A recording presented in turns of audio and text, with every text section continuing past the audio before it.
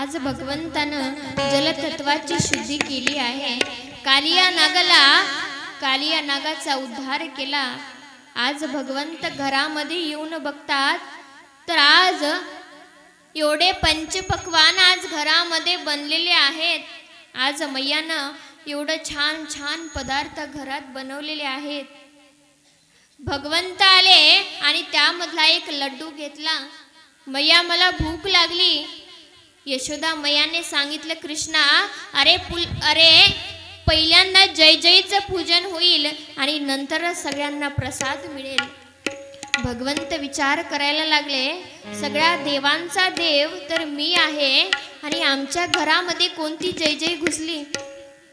विचार करतात आणि विचारलं मैयाला, मैया अगं जय जय कोण आहे, असा कोण देव आहे. यशोदा मैया म्हणतात, अरे आपल्याला आज